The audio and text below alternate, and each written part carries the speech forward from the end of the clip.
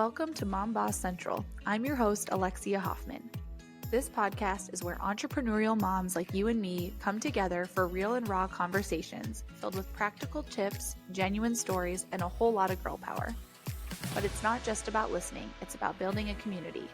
So whether you're sipping on a cup of coffee, pouring yourself a glass of wine, or tuning in on the go, get ready to join the conversation and become part of our supportive Mom Boss Central community.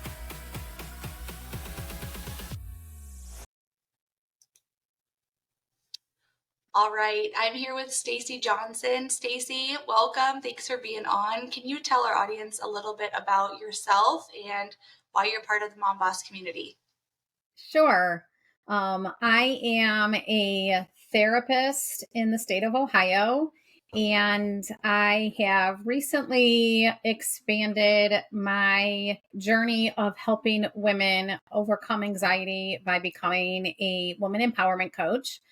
And I chose that because I wanted to reach more women than in the state of Ohio. I am a single mom of two girls. I became a widow about 2 years ago and was tired of working two jobs outside of the home and not being available to them. So I took everything. I started working private practice and some virtual clients in therapy, and then now am doing virtual coaching. So much to unpack there, especially that's all relevant to this community. So tell us a little bit more about your kids. How old are they? Let's start there. Well, they are adult children, but they still live in my home. They're 19 and 22. And then after their father passed away, they just seemed to be, needing me more emotionally than they were before. So I feel like I'm parenting more now than I was when they were younger, but it's okay. That's what I'm here for. Definitely. Yeah. So with that, when did you talk about like your transition into business as a mother? Were you a mom first? Did you get into business first? What was that like for you? Yeah, so I've been a career working mom since they were born. I worked in therapy, an agency here in Ohio as a therapist, and then I transitioned to a school as a therapist and supervisor. So it was a very stressful job. I was working with special needs children through the day, and the day typically didn't end on the 8 hours as much as I would have liked because it required some paperwork when I would get home. So there was always that juggle of being a full-time mom, being full-time working pretty much my whole entire career. And I worked two jobs throughout their life as well.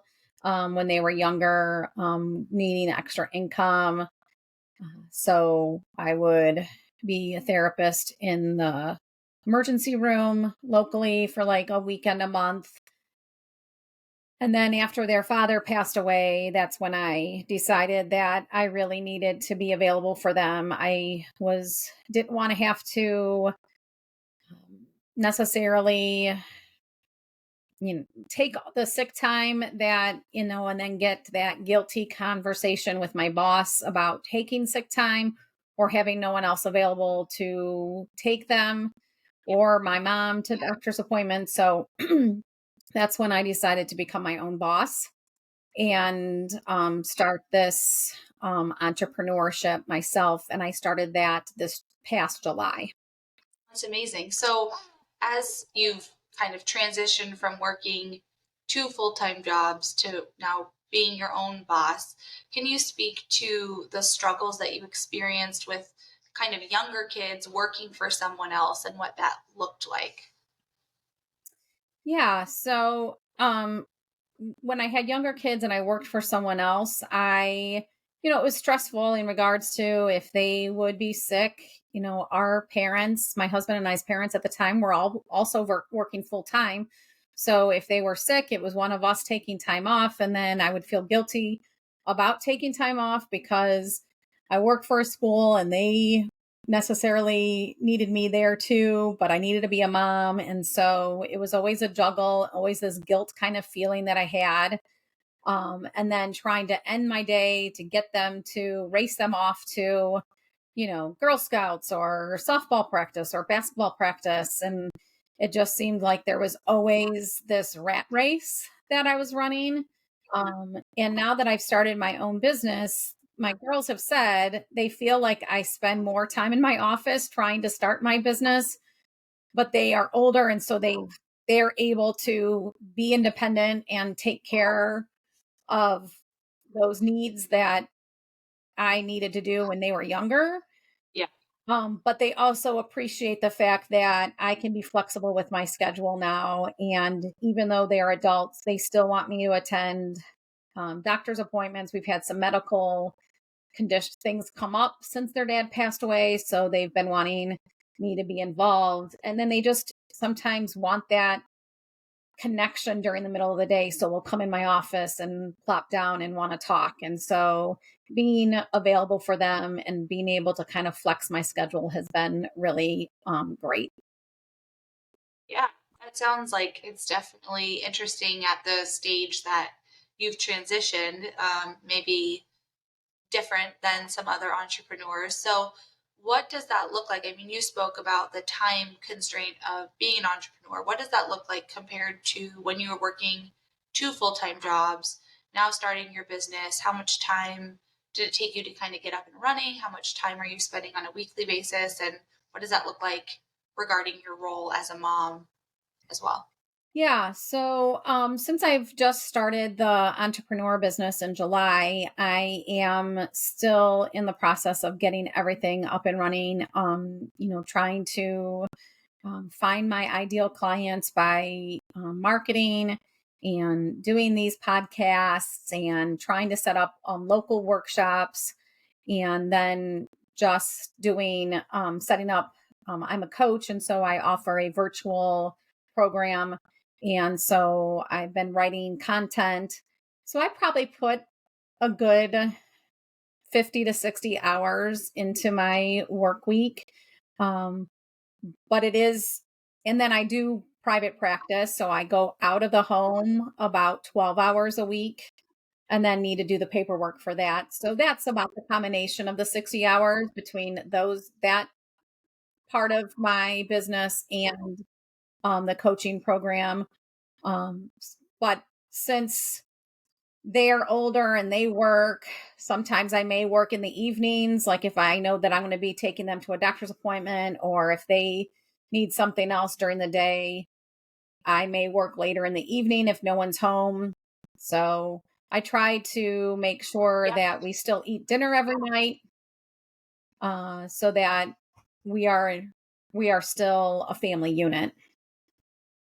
Yeah, definitely. So I mean, specifically, what does work life balance or work life integration look like? I mean, you've said like having the flexibility, but what would you say that looks like overall in what you're looking to do as an entrepreneur?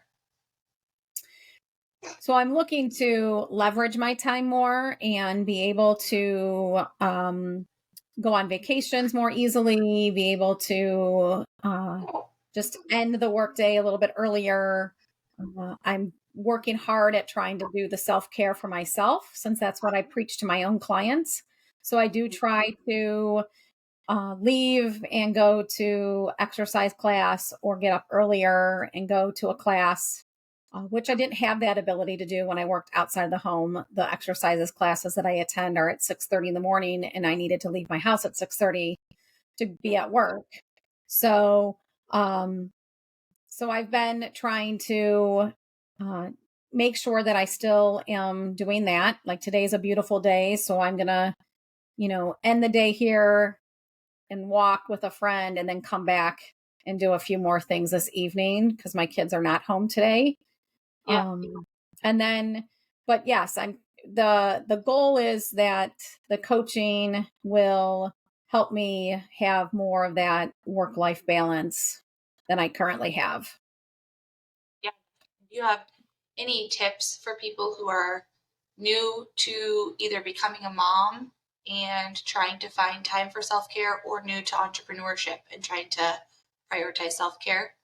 Yes, time management is a huge key.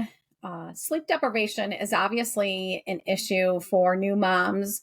And so trying to find that time to sleep, because when we are deprived of sleep, it definitely affects our emotional well being. And then that kind of trickles into other areas of our life, because we can be more irritable and not being able to concentrate as well. So I definitely, time management, and then, including self care. And self care does not have to be, you know, um, nails, getting our nails done, or, necessarily exercising. Obviously, exercise is definitely a huge piece to stress management. Um, but self care can also include just doing things that you enjoy. So finding that joy in the day and making sure that you can try to include it in your day. Yeah, it's really good advice, because I think it is so easy to get kind of caught in the mindset of, oh my gosh, I need to go do something extravagant for self care and it feels so out of reach. I know, like, some days it's like, how am I going to get an hour or, 2 hours to go do something for myself? But really, if I could find 5 minutes to do something I enjoy, that would probably go a lot longer than spending 1 or 2 hours every week or two. So Right. on the sleep, yeah, on the sleep piece of it, I know that's kind of, you have some expertise in that area. For somebody who is looking to increase, their time management, prioritize time management, what tips do you have regarding that and how it pertains to our sleep? Yeah. So sleep, I always recommend looking at a consistent sleep hygiene. So, looking at, uh, what trying to be have a consistent time, which is hard sometimes when you're a new mom, or when kids are wanting or needing things in the middle of the night. So, but a consistent sleep schedule, uh, making the room just for sleep instead of watching TV in our room or doing other things that keep us awake in our in the middle of the day or in the night when we're trying to sleep, not using the room for TV watching, uh, looking at self care to help, using relaxation techniques. I recommend the Insight Timer. It's got some great meditations and mindfulness activities on there to help with sleep. Insight Timer, is that an app that you Yes. recommend? Yes. Hmm. Okay. Yeah, And then this is, oh, and it's go a ahead. free app. It's a free app that I Okay. recommend to my clients. It's got tons of meditations, because if people are struggling to get to sleep, I always recommend using some form of calming technique before bed. If there's overthinking that gets in the way, then I always recommend, doing like a worry dump or some form of cognitive kind of restructuring before bed as well. Okay. So what's a worry dump? I don't know what that is. A worry dump is we basically give our brain permission to worry whenever, like, we identify a time in the day when we are going to say, like, I'm just going to dump everything that I'm thinking about or everything that I'm worried about. And I'm going to set a timer maybe for 10 minutes. And I'm just going to dump everything down on a piece of paper that I'm thinking or worrying about. And then during the day, when you start to think, or if you start to think before you go to sleep, you literally tell your brain, no, I'm not doing that now. I will do that during my worry dump time or whatever. Some people call it different things, Yeah, you know, that's awesome. That's so good. I So have when do clients. you recommend, what time what time of day should that be done? Is there a, like, regarding sleep, is there any benefit to doing it earlier or later?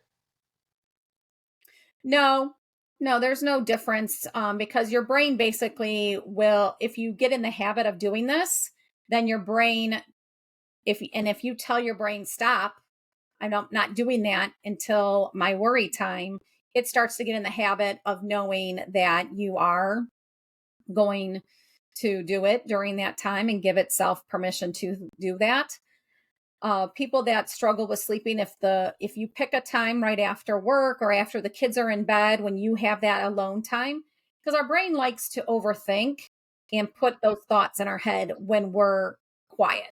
When Yeah, we're busy, we don't tend to do those thoughts don't tend to come up. It's when exactly. we're alone, when we're spending, trying to do rest, that's when everything starts popping up. And so if you can do it like as soon as the kids are in bed, and then you have that quiet moment. And then if it pops up again before bed, then it doesn't hurt to do it again, but you train your brain to literally try to do it a specific time of the day. Okay, so it's kind of a recurring time each day. So it's a routine and a habit that's formed. Hmm. Because the reason that's so interesting, because I, as an entrepreneur, something I really struggle with is waking up in the night, whether it's, when I was pregnant, it was to go to the bathroom, or now in the newborn phase, to wake up for feedings. And going back to sleep is just so hard for me. My brain starts thinking about my business and all the things that I need to do, I want to do. I feel like I'm really creative in the night. Like I get content inspo. I don't know. I don't know what it is, but I think, like you said, that's that silent time. So I was going to ask if you have any tips for that. It sounds like the brain dump would be helpful to that, but is there anything else for, that creative side of the brain turning on at less than ideal times? Is there anything that you'd recommend I give a try? You could try just writing everything down at that moment, or if you are, when you are feeding, if you have a, or even, if you don't have a free hand while you're feeding, so that you can try to double task, is that you can speak into your phone, Oh, into that's your a good idea. notes. And then that way you get it out when when it's happening, and then Yeah. hopefully your brain can kind of quiet down again because you've got it all out during that moment. And then you Yeah. can go back to it in the morning when you are supposed to be working Yeah, to look at exactly. what your creative brain said at that time. Yeah. I do try to write it down. I feel like where I struggle is in my brain. I think I've heard so many times, like, oh, if you look at your phone once you're in bed, it awakens your whatever because of the light. And so I lay there and I'm like, okay, just fall asleep. Don't get your phone out. Don't write it down. But then once I do pick up my phone and write it down, I can sleep much easier, and a lot quicker than if I fight it, because it doesn't go away. It just kind of, then I'm trying to give myself clues to remember in the morning what I was thinking about now. And I'm up a lot longer than if I would have just written it down in the Right, first place. So right, that is, right. yeah, that, And the blue light from the phone is more from, I think, like the scrolling piece, that's okay. kind of what wakes us up more. So like if Okay. you just used your notes and even like set it on the nightstand wherever you feed your baby at, like, and Yeah. you speak into it, it Yeah. you're not necessarily like doing too much else with your phone and the blue light. And so yeah, Yeah. if you get it out, it may help you. And then again, it's a place where you would go to in the morning and know what you needed to work on. Yeah, definitely. That is so helpful. And that brain dump, I mean, to integrate that into my day, I think would be so helpful, because as a mom and as an entrepreneur, between business and kids and the house, and I mean, the to do list that comes to my brain in the middle of the night has no rhyme or reason. So to have a space to validate that, because I think so much of my day, I try to prioritize, okay, this is my work time for, my real estate business. This is my work time for podcasting. This is my work time. And I'm trying to section everything out, but obviously there's overlap. So to give myself just a space of all of the things and to let anything come, I think could be so valuable, because I think we hear so much about time blocking and, creating intentional space for each different thing. When I'm with my kids, try to be really present with my kids. With my husband, tried to be present with him, but to give that space that I could say, okay, everything from a home repair item, I got to change the light bulb downstairs, I need to create this content for this. I think that would be so valuable. Is that something that you integrate, that helps with your business? Yes, I do. So the other thing that I also do is that every morning I start the morning with three things that I'm grateful for. And then at the end of the day, I look back and identify three things that I achieved, because and even the little things count, like changing the Yeah. light bulb or changing Yeah. my furnace filter, or, you know, Yeah. so those are like the little things even are put on my achievement list, because that's part of the overthinking, is that we just don't feel like we're doing enough. And so we don't take the time to recognize all the things that we do. That's so good. Yeah. That is such a big piece of it. I agree. Wow, I heard something in the last week or so. Somebody told me about um like, if you're having a hard time sleeping, do a treasure hunt of the day for moments that made you smile, good things, as small, or it doesn't matter. It could be having your first sip of your coffee, or hearing, your kid laugh, or whatever it is, and try to identify little moments throughout the day that made you smile, as like a treasure hunt to help you sleep. And I've just in the last week been doing that in the middle of the night when I can't fall back asleep because my brain is spinning. And that has been so helpful and also so validating. But I think what you said about not taking the time to acknowledge all that we're accomplishing is something that I really struggle with.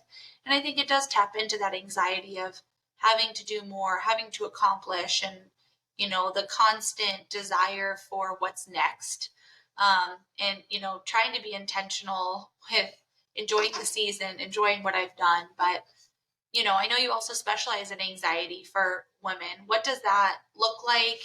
And what do you have to say for someone who's struggling with that? So I work with high achieving women that are, like you and I, who, are working and then raising a family, and, that presence, being present with their loved ones.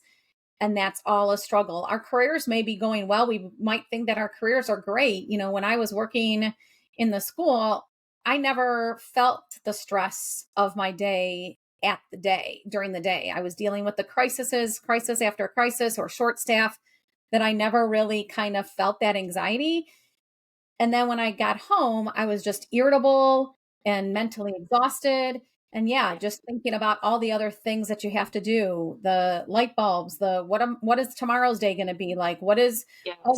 We have two girls going to do different things tomorrow. Who's driving who? And so orchestrating all of that, that's where I always just felt mentally exhausted. And so this is why I've started my coaching program, is to help women kind of find that work life balance, overcome the overthinking, and have better sleep, so that they can be more present in the moment with their spouses, with their children, and be able to concentrate better.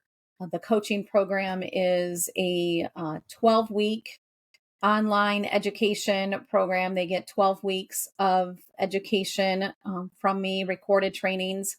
And then we have group coaching calls once a week. And so any topic that they need to address will be brought up during the coaching call, and we work through that. That's awesome. So it's interesting because when you just said I would go through the day, I wouldn't think about it, and then I'd get home and I'd be irritable. That is so relatable. But I also feel like it was such a aha to hear you say that, because I disconnect that from anxiety and overworking. In my brain, I'm like, oh, I'm annoyed because my husband did this, my kids did this, or whatever it is, it's so hard in the moment to directly tie that to, oh my gosh, it's because of my anxiety and what I'm bringing home from my day. So that is, to hear you say it, it's so much easier to identify it when you hear someone else say that. And that's so powerful. What would you say to someone who's struggling with that? I mean, what advice do you have for that irritability that we come home with? How can we leave that at the door? Is there anything that you have a tip for? Yeah, and it's becoming more mindful of and being aware of our present emotions Mm-hmm. and, saying to ourselves, like, I am like stressed from the workday, but that Mm-hmm. does not need to come home. What do I need to do to make sure that that stress does stay at the work? And sometimes it is that, thought process, that worry dump. Maybe there are things that we didn't finish during the day and we're bringing that home, or maybe there was just, irritable. Like in my case, when I was working in the school, I had special needs children that had anger outbursts during the day. And so trying to recognize that, separating myself and saying that they weren't angry at me, it's just their way of dealing with things, and saying Yeah. to myself that now I'm home and I need to be more present with my kids. I think a lot of times for me too, I was always just trying to overachieve, trying to and I don't know who I was trying to prove to that I could do everything, but I guess it was Exactly. just in Yeah. my DNA.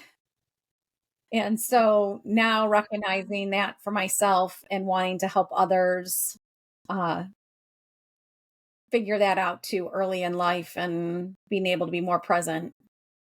Yeah. Do you have any specific challenge that you feel like you overcame that would be helpful for someone to hear about as balancing all of the things and dealing with that desire to overachieve?